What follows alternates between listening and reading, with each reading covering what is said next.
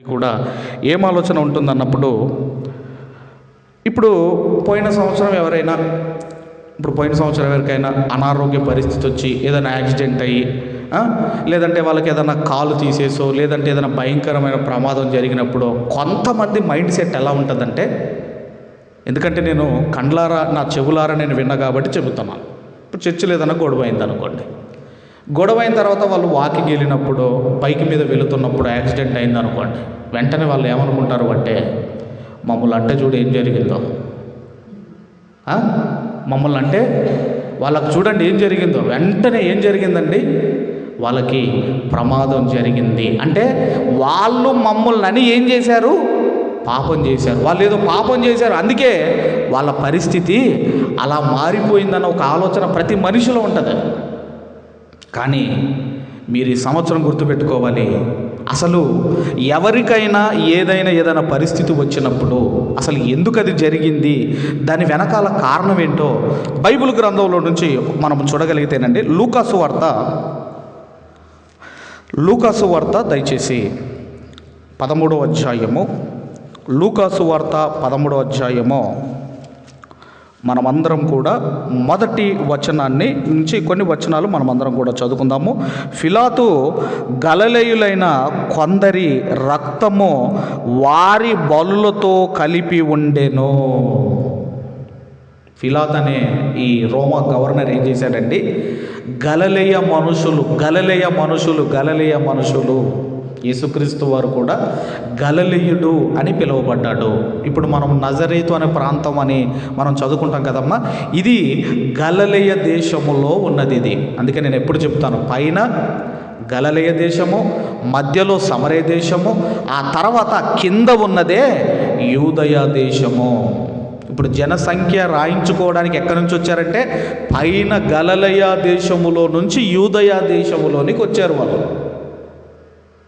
ఇప్పుడు ఫిలాతు ఏం చేశాడట, గలిలయులైన కొందరి రక్తము వారి బలులతో కలిపి ఉండెను. ఇప్పుడు బలులు ఇస్తారు కదమ్మా, ఆ బలులతో ఈయన ఏం చేశాడంటే గలిలయ మనుషుల రక్తాన్ని కలిపాడట. గలిలయ మనుషుల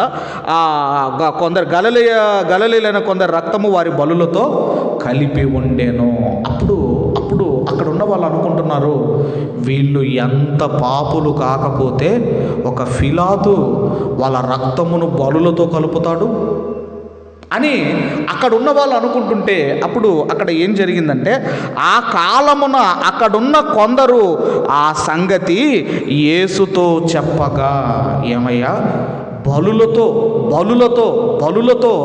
గలిలయుల రక్తము చంపారు అంటే ఎంత భయంకరులై ఉంటారు వాళ్ళు, ఎంత పాపులై ఉంటారు, ఎంత పాపాత్ములై ఉంటారు అని చెప్పినప్పుడు, అప్పుడు యేసు ప్రభు వారు ఏమంటున్నారో మనం అందరం కూడా చూడగలిగితే 2వ వచనంలో, ఆయన వారితో ఇట్లా, నేను ఈ గలిలయులు అట్టి హింసలు పొందినందున వారు గలిలయులందరికంటే పాపులని మీరు తలంచుచున్నారా? వారి రక్తమును బలులతో ఫిలాతు కలిపాడని వాళ్ళేదో మీరు పాపం చేశారని మీరు అనుకుంటున్నారా? అలాగా మీరు అనుకుంటున్నారా? అనుకుంటాం కదండి, వీళ్ళేదో పాపం చేసి అందుకే వీళ్ళకి ఏదో జరగటం లేదని అని అనుకుంటారు చాలామంది. అంటే మనకు లేదు కానీ కొంతమంది మైండ్ సెట్ ఎలాగుంటుందంటే, వీళ్ళేదో భయంకరమైన పాపం చేశారు. యోబు స్నేహితులు కూడా, ఎందుకయ్యా నీకు నీ ఆస్తి అంత ఎందుకు పోయింది, నీ పిల్లలు ఎందుకు చనిపోయారు, నీకు ఇలాంటి అనారోగ్య పరిస్థితి ఎందుకు వచ్చింది, నువ్వేదో పాపం చేశావు అని ఎవరన్నారు అంటే యోబు స్నేహితులు అన్నారు. ఇక్కడ కూడా ఆ రోజు అంటున్నారు, గలిలయ మనుషులు పాపులు గనకనే ఫిలాతు ఆయన ఏం చేశాడు, బలులతో వారి రక్తాన్ని కలిపాడు. అంటే మీరు పాపులు అనుకుంటున్నారా అని ప్రభు అంటున్నాడు. అప్పుడు ప్రభు ఏమన్నాడు అంటే 3వ వచనంలో, కారని మీతో చెప్పుచున్నాను. ఏదో బలులతో గలిలయుల రక్తము కలిపినంత మాత్రాన వాళ్ళు పాపులని మీరు అనుకుంటున్నారు, కారని నేను చెప్పుచున్నాను.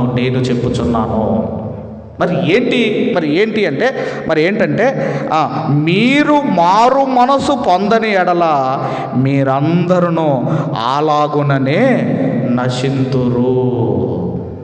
మీరందరూ మారు మనసు పొందని ఎడల అలాగుననే మీరందరూ నశింతురు. అంటే ఏమంటున్నాడు అంటే, వాళ్ళకేదో ప్రమాదం జరిగింది, వాళ్ళకేదో పరిస్థితి బాగలేదు, అనారోగ్యం వచ్చింది, ఏదో జరిగిందని వాళ్ళను పాపులు అనుకోవడానికి లేదు అని ప్రభువు చెబుతున్నాడు. మరొక మాట ఏమన్నాడు అంటే, ఆ తర్వాత ఏం జరిగిందంటే 4వ వచనంలో, మరియు సిలోయములోని గోపురము పడి చచ్చిన ఆ 18 మంది యెరూషలేములో కాపురమున్న వారి అందరికంటే అపరాధులని మీరు తలంచుచున్నారా?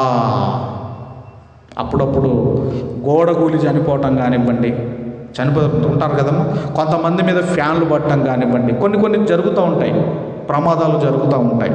అప్పుడు వాళ్ళు ఏదో అపరాధం చేశారు, ఏదో పాపం చేశారని మీరు అనుకుంటున్నారా? అక్కడ కూడా ఏమంటున్నాడంటే 5వ వచనంలో, కారని మీతో చెప్పుచున్నాను, మీరు మారు మనసు పొందని ఎడల మీరందరూ అలాగే నశింతురు.